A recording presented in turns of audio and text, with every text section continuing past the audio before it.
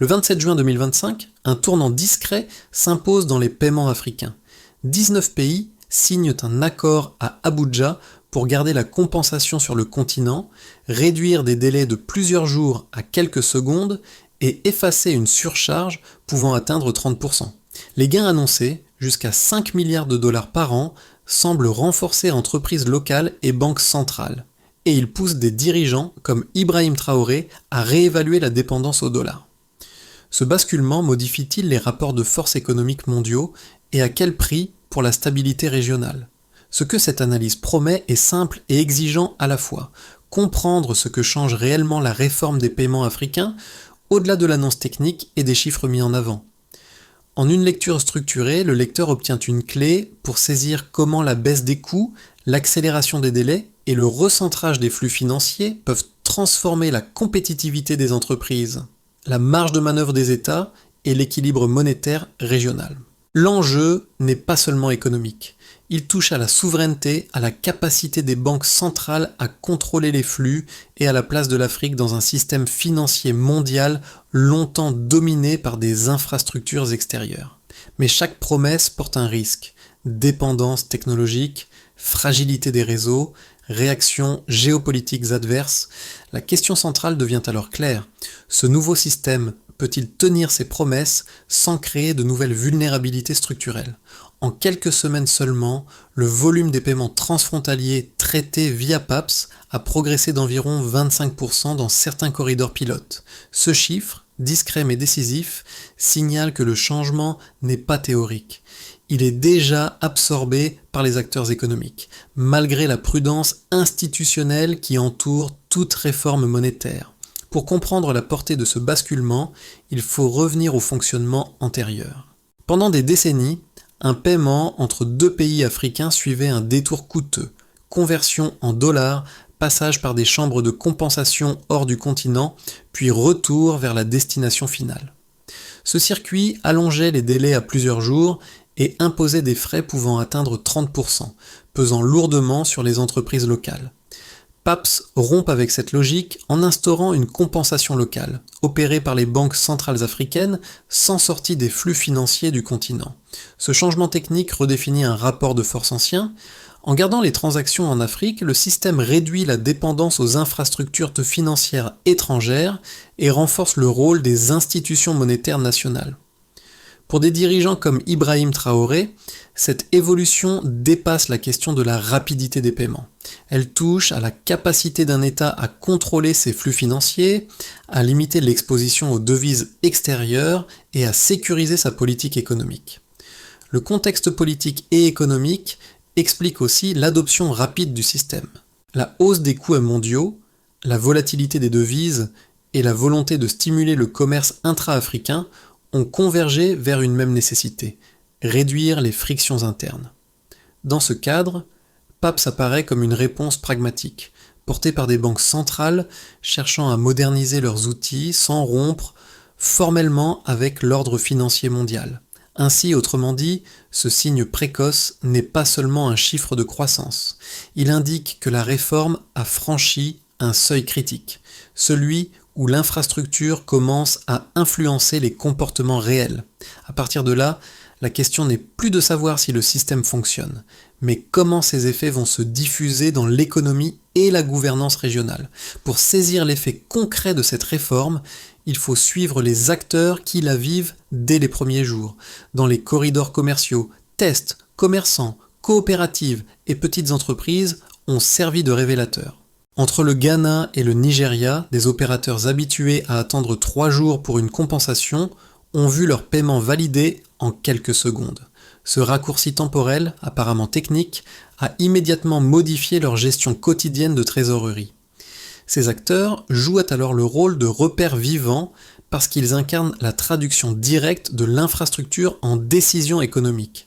Un paiement plus rapide signifie moins de liquidités immobilisées, une rotation plus fluide des stocks et une capacité accrue à réinvestir. À petite échelle, l'effet semble modeste. Agrégé à des milliers d'opérations, il change la dynamique de secteurs entiers, notamment le commerce régional et les PME. Les autorités monétaires observe ces signaux avec attention. En gardant les flux sur le continent, les banques centrales renforcent leur visibilité et leur capacité de supervision. Cette reprise de contrôle n'est pas abstraite. Elle se mesure dans la stabilité des règlements et dans la réduction de l'exposition aux chocs extérieurs. Pour des dirigeants comme Ibrahim Traoré, ces premiers impacts confirment l'idée qu'une souveraineté financière se construit d'abord par des usages concrets, avant de devenir un discours politique. L'impact précoce agit donc comme un test de crédibilité. Il montre que la réforme ne reste pas confinée aux salles de réunion, mais qu'elle touche déjà la réalité économique. Le véritable enjeu devient alors évident. Ce qui fonctionne à petite échelle peut-il soutenir une transformation durable à l'échelle du continent ? Avant PAPS, la chronologie des paiements interafricains suivait un schéma lent et coûteux. Un transfert partait d'une banque locale, traversait l'Atlantique pour être converti en dollars, passait par plusieurs intermédiaires, puis revenait vers le pays destinataire. Ce détour imposait des délais de 2 à 5 jours et des frais cumulés pouvant atteindre 30%. Pour les entreprises, ce temps mort immobilisait la trésorerie. Pour les États, il maintenait une dépendance structurelle à des infrastructures extérieures. Ce cadre ancien servait de point de départ. Le mouvement s'enclenche au premier semestre 2025. Des réunions techniques se tiennent à Abuja, Accra et Lagos, réunissant ministres des Finances et gouverneurs de banques centrales. Le diagnostic est partagé. Les coûts des paiements freinent le commerce régional et pénalisent les petites entreprises. La proposition d'un système de compensation locale, PAPS, s'impose progressivement comme une solution réaliste car elle s'appuie sur des infrastructures existantes plutôt que sur une rupture institutionnelle totale. Le moment décisif arrive le 27 juin 2025. 19 pays signent l'accord fondateur, actant la mise en service opérationnelle du système. À partir de là, la chronologie s'accélère. Les premiers tests sont lancés dans des corridors commerciaux ciblés, notamment entre le Ghana et le Nigeria. Les délais chutent brutalement, passant de plusieurs jours à quelques secondes. Les frais, auparavant supérieurs à 20% dans certains cas, tombent sous la barre des 3%. Cette bascule marque le cœur du changement, le passage d'un modèle dépendant à un modèle endogène. La phase la plus sensible survient lors des premières semaines d'utilisation réelle. Les banques centrales doivent absorber des volumes croissants, ajuster leurs protocoles et garantir la fiabilité du système. Les entreprises, de leur côté, testent la robustesse de l'infrastructure dans leurs opérations quotidiennes. Chaque transaction réussie renforce la confiance. Chaque incident potentiel est scruté comme un signal de fragilité. Cette phase agit comme un stress test grandeur nature. Les effets du changement apparaissent rapidement. Les volumes de paiement augmentent, le commerce régional gagne en fluidité et certaines plateformes privées rejoignent l'écosystème. En octobre 2025, l'extension du système à d'autres pays, dont le Kenya et l'Égypte, confirme que la dynamique ne se limite plus aux pionniers. Pour des dirigeants comme Ibrahim Traoré, cette séquence valide une intuition stratégique. La souveraineté financière se construit par étapes cumulatives, non par un acte unique. On voit ainsi se dessiner 3 mouvements clairs. Un passé de dépendance, un déclenchement politique précis et une phase de diffusion rapide. Chaque étape alimente la suivante, créant un effet d'entraînement difficile à inverser. La question n'est plus de savoir si le changement a eu lieu, mais jusqu'où cette dynamique peut aller sans rencontrer de blocage technique ou politique majeur. Le premier indicateur clé est la chute des coûts de transaction. Avant la réforme, les paiements transfrontaliers en Afrique supportaient sur des frais pouvant atteindre 30%, parfois plus de 20% dans des corridors commerciaux actifs, comme celui reliant le Ghana et le Nigeria. Avec PAPS, ces coûts sont descendus sous le seuil des 3% dans plusieurs cas documentés. Cette baisse ne représente pas seulement une économie comptable, elle libère des marges opérationnelles, rend viables des échanges auparavant non rentables et réduit la barrière d'entrée pour les petites et moyennes entreprises. Le deuxième indicateur concerne les délais de règlement. Là où un transfert prenait en moyenne 3 jours, parfois jusqu'à 5, la compensation s'effectue désormais en quelques secondes. Ce delta temporel change la logique de gestion financière.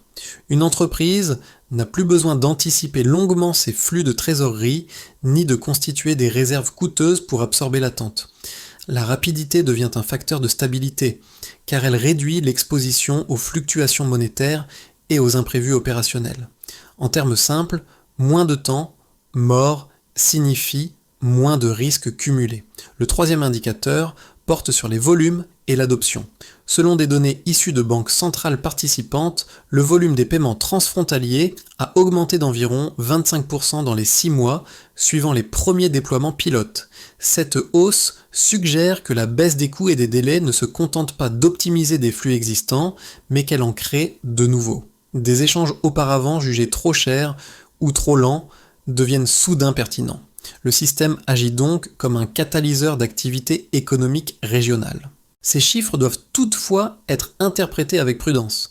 Une réduction des coûts ne garantit pas automatiquement une croissance durable si l'infrastructure sous-jacente manque de résilience. De même, une augmentation rapide des volumes peut masquer des déséquilibres temporaires liés à l'enthousiasme initial. C'est pourquoi les banques centrales insistent sur la nécessité de tests en conditions réelles avec des volumes croissants afin de vérifier la robustesse du système sur la durée. Pour les décideurs politiques, ces preuves quantitatives servent de boussole. Elles montrent que la réforme produit déjà des effets mesurables, sans pour autant éliminer les risques structurels. Des dirigeants comme Ibrahim Traoré s'appuient sur ces données pour défendre l'idée que la souveraineté financière ne repose pas sur un discours idéologique, mais sur des indicateurs concrets et vérifiables. La question qui s'impose devient alors stratégique. Ces gains peuvent-ils être maintenus et étendus à l'échelle du continent sans perdre en fiabilité ? Les partisans de PAPS avancent deux arguments principaux. Le premier repose sur l'efficacité économique. En réduisant drastiquement les coûts et les délais, le système supprime un frein structurel au commerce intra-africain. Des échanges auparavant marginaux deviennent rentables, les PME accèdent à de nouveaux marchés et les banques centrales renforcent leur capacité de supervision. Selon cette lecture, l'infrastructure n'est pas seulement un outil technique, mais un levier de développement qui corrige une asymétrie historique imposée par des circuits financiers extérieurs. Le second argument est politique et stratégique. En gardant les flux financiers sur le continent, PAPS réduit la dépendance au dollar et aux chambres de compensation étrangères. Cette évolution est perçue comme un pas vers une souveraineté monétaire accrue, sans rupture brutale avec l'ordre financier mondial. Pour des dirigeants comme Ibrahim Traoré, cette trajectoire graduelle offre un équilibre, reprendre du contrôle, tout en évitant une confrontation directe avec les grandes puissances financières. Face à ces positions, les critiques formulent également deux objections solides. La première concerne la fragilité des infrastructures.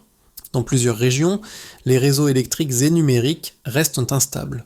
Une panne prolongée ou une interruption de connectivité pourrait affecter la fiabilité des règlements, sapant la confiance des entreprises.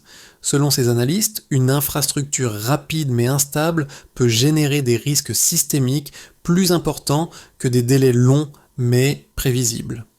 La seconde objection est géopolitique. En réduisant la visibilité des flux financiers africains pour les acteurs extérieurs, PAPS pourrait susciter des réactions défensives. Des pressions diplomatiques, réglementaires ou commerciales ne sont pas exclues, surtout si le système est perçu comme une remise en cause directe de l'influence monétaire existante. Les critiques soulignent aussi que l'autonomie financière accrue exige une gouvernance régionale forte, sans laquelle les déséquilibres entre pays pourraient s'accentuer. La réponse aux critiques ne nie pas ces risques. Elle s'appuie sur les données initiales montrant un taux de réussite élevé des transactions et sur l'approche progressive du déploiement. L'argument central est que les vulnérabilités existent, mais qu'elles peuvent être gérées par des investissements ciblés et une coordination renforcée entre banques centrales. Le débat se cristallise donc autour d'un arbitrage clair. Accepter des risques maîtrisables pour réduire une dépendance structurelle ou conserver un système coûteux mais familier. La question reste ouverte. Quel niveau de risque est acceptable pour transformer durablement l'économie régionale ? Jusqu'ici, la réforme pouvait être lue comme une optimisation technique des paiements. À mi-parcours, une autre lecture s'impose. Le changement touche désormais au pouvoir de décision. En gardant la compensation à l'intérieur du continent, les banques centrales africaines ne se contentent plus d'exécuter des flux, elles arbitrent, observent et ajustent en temps réel. Cette capacité transforme la relation entre États, institutions monétaires et acteurs privés. Le signe le plus parlant se situe dans la gouvernance quotidienne.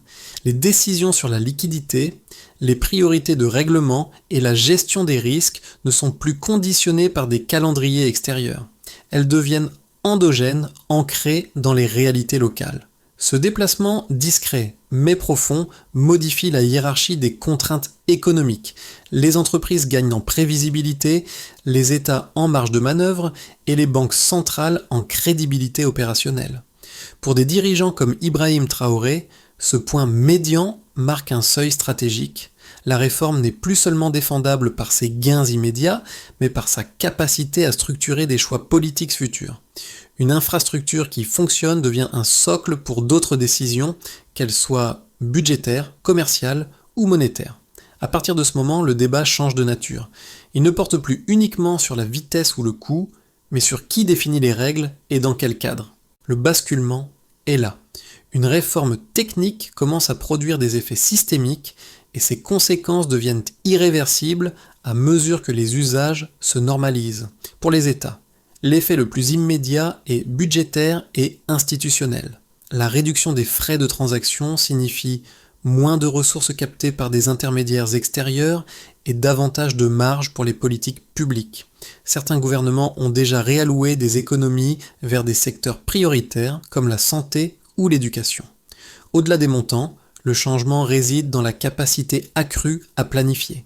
Des flux plus rapides et plus prévisibles facilitent la gestion de trésorerie publique et renforcent la crédibilité des autorités monétaires auprès des acteurs locaux et internationaux.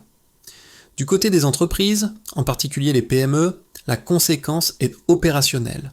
La baisse des coûts et des délais transforme l'accès aux marchés régionaux. Des échanges auparavant jugés trop risqués deviennent soutenables. La rapidité des règlements améliore la rotation des stocks, réduit le besoin de financement de court terme et limite l'exposition aux fluctuations monétaires. Cette fluidité favorise une intensification du commerce intra-africain et encourage l'émergence de chaînes de valeur régionales moins dépendantes des circuits mondiaux traditionnels. Pour les citoyens, l'impact est plus diffus mais réel. Des paiements transfrontaliers, plus rapides et moins chers facilitent les transferts entre familles, commerçants et prestataires de services. Dans des économies où l'informel reste important, la fiabilité accrue des règlements renforce la confiance dans le système bancaire local. À moyen terme, cette confiance peut encourager une plus grande inclusion financière en incitant des acteurs jusque-là marginalisés à utiliser des canaux formels. À l'échelle régionale, les conséquences sont stratégiques. En renforçant l'intégration financière, PAPS soutient une dynamique d'interdépendance économique entre pays africains.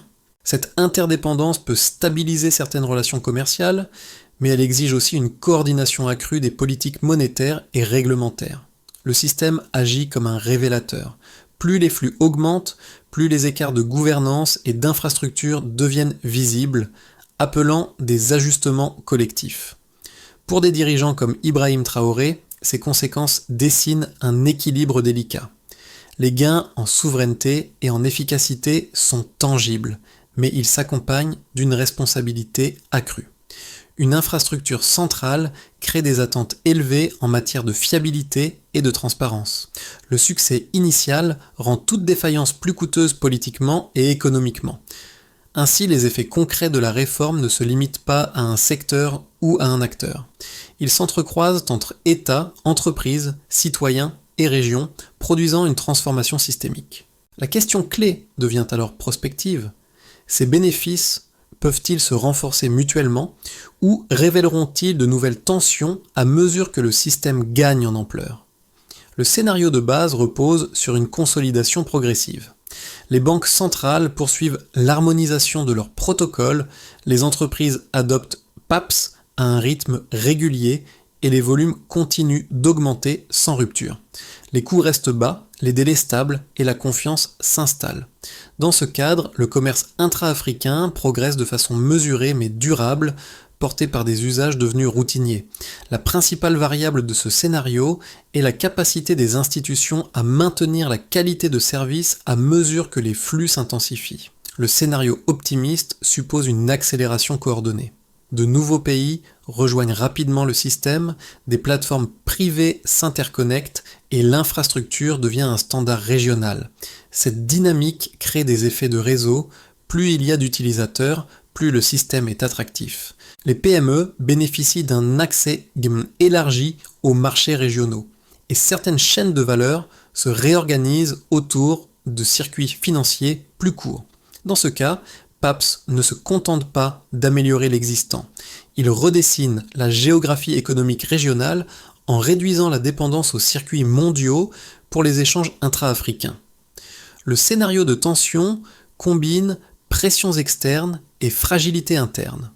Des contraintes techniques, comme des pannes de connectivité ou des insuffisances énergétiques, affectent ponctuellement la fiabilité des règlements. Parallèlement, des réactions géopolitiques cherchent à ralentir l'expansion du système, par des exigences réglementaires accrues ou des incitations à rester dans les circuits traditionnels. Dans ce contexte, l'adoption marque le pas et la croissance des volumes se stabilise. Le système continue d'exister, mais son potentiel transformateur est partiellement freiné. Entre ces trajectoires, un point commun demeure, la qualité de la gouvernance sera déterminante. Une coordination efficace entre banques centrales, des investissements continus dans l'infrastructure et une communication transparente avec les acteurs économiques peuvent atténuer les risques du scénario de tension et rapprocher la réalité du scénario optimiste. À l'inverse, des divergences réglementaires ou un sous-investissement technique peuvent amplifier les fragilités. La recommandation centrale n'est donc pas de parier sur une trajectoire unique, mais d'adopter une lecture conditionnelle. Si la résilience technique est renforcée et l'adoption accompagnée, alors les gains observés peuvent se diffuser. Sinon, le système risque de plafonner. La question devient stratégique. Quelles décisions prises aujourd'hui détermineront le scénario dominant dans un an ? Pour les entrepreneurs et dirigeants de PME, l'enjeu est immédiat. Des paiements plus rapides et moins coûteux signifient une trésorerie moins sous tension et une capacité accrue à planifier. Ce gain de visibilité permet de prendre des décisions auparavant différées, investir, embaucher, élargir un réseau de fournisseurs. Le système ne supprime pas les risques commerciaux, mais il en réduit un facteur clé, souvent invisible, qui freinait l'initiative. Pour les responsables publics et cadres institutionnels, l'impact est plus stratégique. Une infrastructure de paiement fiable devient un outil de politique économique. Elle facilite la collecte de données, améliore la supervision et renforce la crédibilité des décisions monétaires.